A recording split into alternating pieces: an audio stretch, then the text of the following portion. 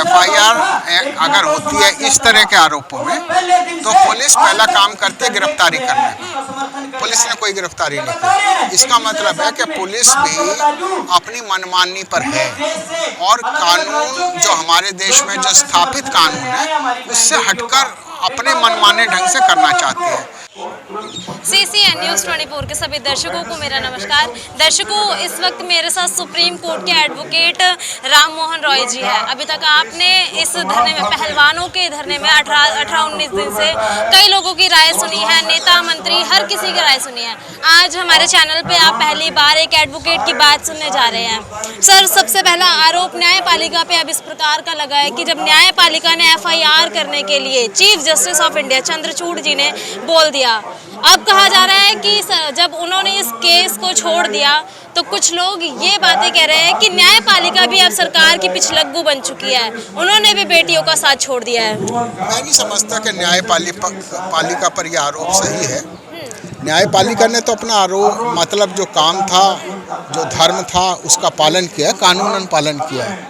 पर मैं इसी के साथ साथ जस्टिस BR कृष्णा अय्यर को भी कोट करना चाहूँगा। उन्होंने कहा कि ये कहना निरा पाखंड है कि न्यायपालिका राजनीति से प्रेरित नहीं है।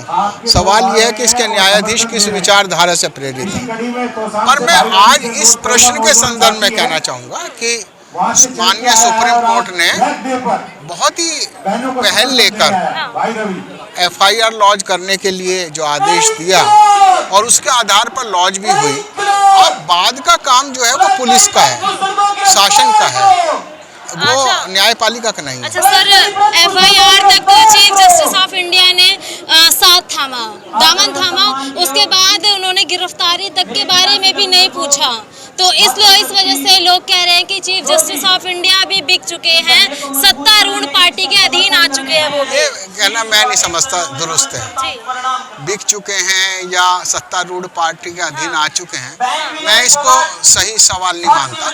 और मैं समझता हूँ कि कोर्ट का जो सवाल था, कोर्ट के सामने जो प्रश्न था, उस पर कोर्ट खरी उतरी है।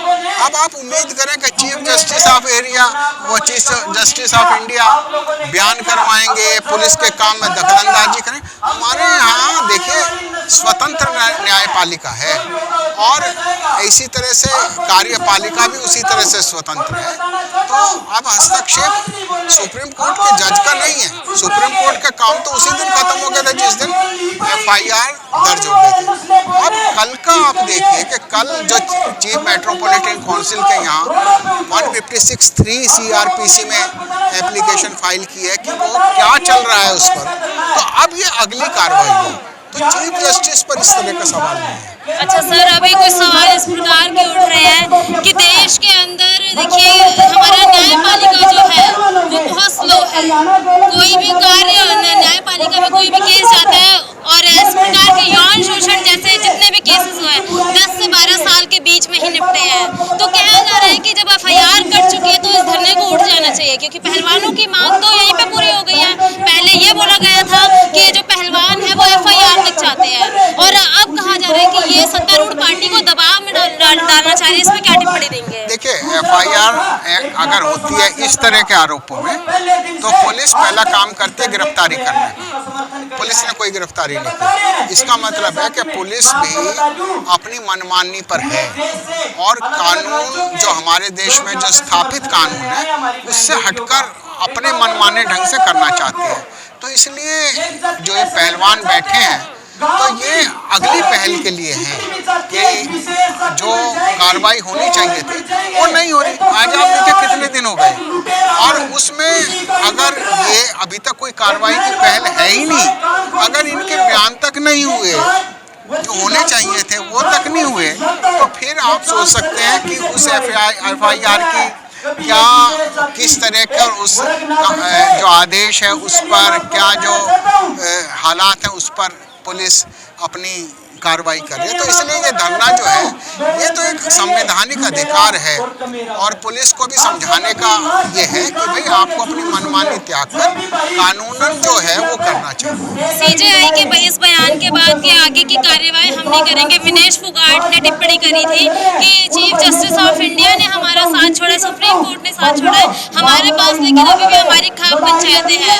खाप पंचायत का जो आदेश इसको किस प्रकार से देखते हैं आप? देखिए, चीफ जस्टिस ऑफ इंडिया का तो उसी दिन रोल खत्म हो गया था जिस दिन की उन्होंने फैसला सुना दिया था। उसके बाद सुप्रीम कोर्ट का कोई रोल नहीं है। बाद में तो ये प्रेशर ग्रुप है, चाहे वो खाप पंचायत हो, चाहे मैं व्यक्तिगत रूप में आया हूँ वो हो, चाहे और दो लोग जो आ रहे हैं वो हो, ये एक प्रेशर है कि उस जो सुप्रीम कोर्ट का फैसला था उसको अमल किया जाए। तो ये मतलब देश में सुप्रीम कोर्ट से ज्यादा बड़े दबाव दल खाप पंचायतें हैं। देखिए, अगर मान लो खाप पंचायतों का मैं नाम नहीं ले रहा, पर अगर कानून को अगर कोई हमारा सिस्टम लागू नहीं कर रहा तो उसके लिए लोगों को सामूहिक रूप से भी व्यक्तिगत रूप से भी तो दबाव डालना ही पड़ता है, कहना ही पड़ता है, आवाज उठानी पड़ती है। अच्छा, अभी ब्रजभूषण शरण सिंह के सपोर्ट में जो राजपूत महासभाएं हैं, करणी सेनाएं, ये सब आ चुकी है। देश में जो ये आंदोलन है 2 गुटों में विभाजित हो चुका है। जैसे एक शीत युद्ध का दौर हुआ था, उसी प्रकार से कुछ भारत में ये सारी संभावनाएं बन रही है। इसको किस प्रकार से देखते हैं? ये सिर्फ दुखद ही नहीं, घृणित राजनीति। देखिए, मैं यहाँ आया हूँ तो मैं तो ना जाट हूँ, ना मैं इसलिए आया हूँ क्योंकि हरियाणा की लड़कियाँ हैं, ना मैं इसलिए आया हूँ कि मैं राजपूत नहीं हूँ, मैं तो ना जाट हूँ ना राजपूत हूँ। तो हम क्यों आए?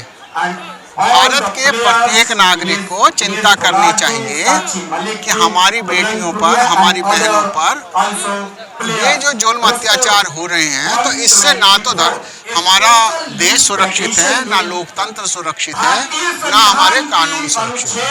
तो ये हम इसलिए हम आए हैं और मैं समझता हूँ कि ये घृणित राजनीति है। इसको राजपूत और किसी और करने में ये घृणित राजनीति है। इसको लोग अपने अपने ढंग से सदा प्रयोग करते रहेंगे। तो इसमें मैं समझता हूँ कि अगर राजपूतों की भी अगर बात लें तो उन लोगों ने तो बहन बेटियों के लिए अपने सिर कटवा दिए, अपनी जानें दे दी। अब वो ऐसे बलात्कारी के लिए कोई आएगा ऐसा नहीं है। ये तो सिर्फ कुछ फ्रेम किए हुए लोग हैं कि जो लोग इस तरह का प्रचार करते हैं। समूची क्षत्रिय समाज को या पूरे राजपूत समाज को इस तरह के घृणित खेल में ढकेलना और शामिल करना ये निंदनीय है। अच्छा, अभी जो कार्यवाही नहीं हो पा रही है, आगे की कार्यवाही FIR कट गई है, पॉक्सो एक्ट लग चुका है, गिरफ्तारी नहीं हुई और कहा जा रहा है कि सत्ता जो है वो ब्रजभूषण के अधीन हो चुकी है, इस वजह से कार्यवाही नहीं हो रही है। इस पे क्या कहेंगे? देखिए, सत्ता को जनता के अधीन होना चाहिए। ये जनता की सत्ता है। किसी अगर व्यक्ति के अधीन हो चुकी है तो ये लोकतंत्र नहीं है और लोकतंत्र की हत्या नहीं होनी चाहिए। मतलब वर्तमान में लोकतंत्र की हत्या हो रही है। यस, लोकतंत्र की हत्या हो रही है और इसके लिए लोकतंत्र सरकार का नहीं है। लोकतंत्र में वो हर व्यक्ति उसका मालिक है, जो उसका मत देता है, वोट देता है, वो सब लोग उसमें बराबर के अधिकारी हैं। तो इसलिए ये किसी मोदी जी की सरकार है या बीजेपी की सरकार, ये हमारी सरकार है, तो हम ऐसा नहीं होने देंगे। देखिए, ये थे हमारे साथ एडवोकेट राजा राम मोहन रॉय जी और इनके आपने तथ्य सब सुने हैं, क्या इन्होंने बात बोली है, किस प्रकार से धरने को आगे बढ़ाया जाए। सवाल आखिरी ये भी लेना चाहूँगी कि जो आज ब्लैक डे मनाया जा रहा है, साल में 3 से 4 दिन ऐसे निकल जाते हैं जब ब्लैक डे मनाया जाता है। 12 दिसंबर एक ब्लैक डे हो जाता है और जब जब ऐसी रेप की घटनाएं होती है, प्रति वर्ष ऐसी घटनाएं होती है, ब्लैक डे मनाने से क्या इस प्रकार की रेप की घटनाएं रुक सकती है देश में? देखिए, ये एक विरोध का ढंग है। उसको ब्लैक डे को हो या कुछ भी कहो, ये एक विरोध का ढंग है, ये सिंबॉलिक है। तो जब हम अपने अच्छे त्यौहार मनाते हैं, विजय दिवस मनाते हैं या कोई और दिवस मनाते हैं, गणतंत्र दिवस मनाते हैं, तो जिस तरह ये हमारे हर्षोल्लास के दिन है, उसी तरह से विरोध का दिवस है।